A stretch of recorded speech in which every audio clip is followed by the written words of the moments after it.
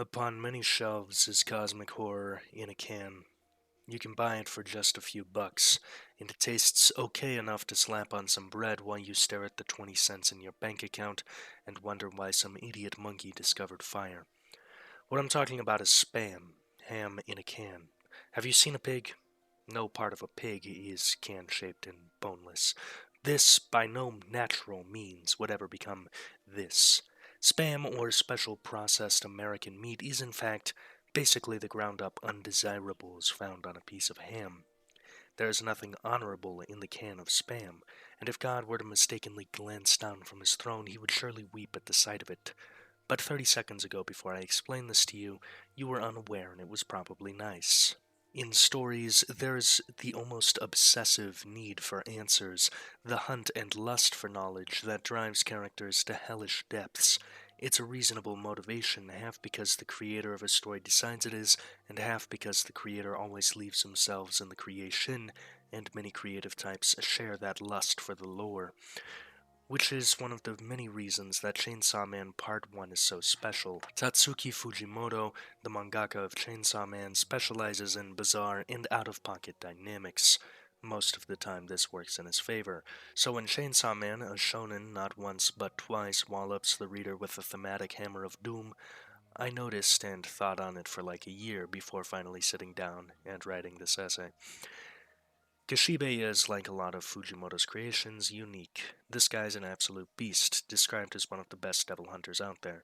When we see him, he's well past his prime, and even then, through sheer big dick energy, this man beats the shit out of the main character repeatedly. He's an old man in the profession where everyone dies young, and he's still on the job. To explore the Kishibe lore, though, way back in the day, Mans was paired with another devil hunter. Due to the fact that she was unkillable and that she was a constant in his life, he fell in love with her and wanted to get away to a peaceful life with her. She was a lesbian. Kishibe, never really falling out of love with her, grew old and went about his life, and Kwanji got a demon harem to have gay sex with. They don't really talk for a while, and when they do, they briefly reunite. She still doesn't care about his interest, and he still cares a little too much and is interested. Like I said, though, the reunion is brief, and like 90% of the Chainsaw Man cast, she gets murked. Kishibe is there when it happens, but he puts on a blindfold and says, I don't want to see a thing.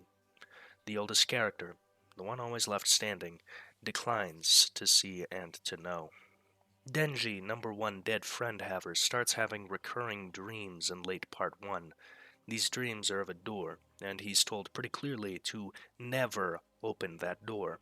You would think because this is shonen, which, let's be honest, is the hallmark genre of mediocre writing, you would think it is the world's most obvious Chekhov's gun, to which your assumption would be graded a yesn't on yes or no. Denji is a pretty simple dude. He listens. Bro doesn't open the door. He leaves that door in his brain alone.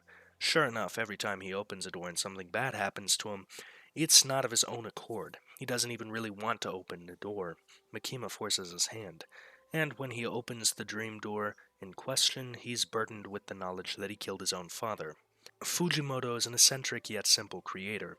His stories are non-traditional because they actually focus on pretty simple stuff, surrounded by an interesting as hell world. Unlike other works where I can tie the themes and plots to underlying geopolitical problems in the real world, something I'm probably going to start earning a reputation for if I keep doing it, there isn't politics to apply to Chainsaw Man. It is a story about trying to live a happy life. And the don't open the door scene and I don't want to see a thing both offer some grim truth on what that entails. Desire is the root of much suffering. Not all, but much. Want for things makes us hurt, and we could hurt less by wanting less, but very rarely do we want for less. To want for something is to struggle and hurt until you get it or accept that you won't. One of the most beautiful things about the human condition is that we can find heaven in any hell and make peace almost anywhere.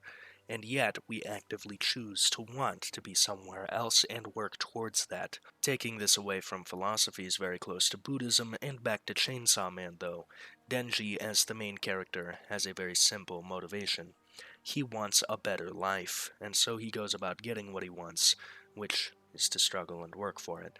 As he does get more of what he wants, he is rewarded only with dissatisfaction and the want for more, When he does finally open the door, he comes to the harsh realization that he could have been happy if he made peace with things as they were. Knowing what a better life was only got him hurt. In a sense, ignorance is bliss, and this is tied with Kishibe's decision to keep a blindfold on. He doesn't want to see a thing. Ignorance is bliss. Like the can of meat that should not be that I mentioned all the way back at the start of this, not knowing was probably a little nicer. It's a realistic and sobering theme to push in a story that is otherwise very fantastical, and it's done very well. Does this mean that I personally think ignorance is bliss and so we should all be ignorant? No, but I do often look at Republicans with wonder and almost envy to the childlike bliss that they experience on the daily as the world crumbles. To connect this one last time with real life, a last-ditch attempt to tickle the clit of YouTube monetization, Denji chose to want, and even after he realizes that staying ignorant would have been better, he chooses to keep wanting for more and to keep pursuing. Some might call it stupid, I would call it noble, and you can call it whatever you want in the comments, as I very cheaply fish for any form of interaction. Alright, I'm back. I'm looking at the camera at a really weird angle because I don't have a table. My computer's set up as a dog kennel. Long story. If you like this video and you're new here, go ahead, subscribe, like, comment, share, all of that shit that every YouTuber ever tells you to do at the end of their videos. If you liked it, go ahead and do that. People beg you to do it for a reason. It really does help. There's water running in the background. Hopefully that doesn't come up in the audio recording too much, or I'm gonna lose my mind. Lost my train of thought for a moment. We're back. We're so back. It's never been more over than it is now, but we're so back. As always, huge thank you to the patrons that fund this thing. It has really been an unbelievable godsend to finally, for the first time ever, utilize the money that I make from this. Why did I vanish for a month? Great question. Next question. I do plan on being back now. It was just a bit of a slog getting through this video. I actually threw away most of what I had scripted and drafted because I thought it was stinky shit ass. But that's for the next video that I'll upload. Most of this video was just me wanting to have something out before I left state for a week. So yeah, by the time you're seeing this, I'm in a completely different state, totally away from my computer, not going to be doing anything YouTube related. I just wanted to get this out there because I need to make the videos. Yeah, the losing my mind in a room arc has ended, but I feel like we're reaching new and scary levels of unhinged. I was talking to a man tonight and he told me I had crazy eyes. Anywho, this has been a long ass outro, like really long. Like I'm gonna edit this down long. So thank you so much for watching. Thanks for being here. Thanks to the patrons. Thanks to anyone who might have subscribed from this. Until next time, have a great time. I'll see you later. Memento mori.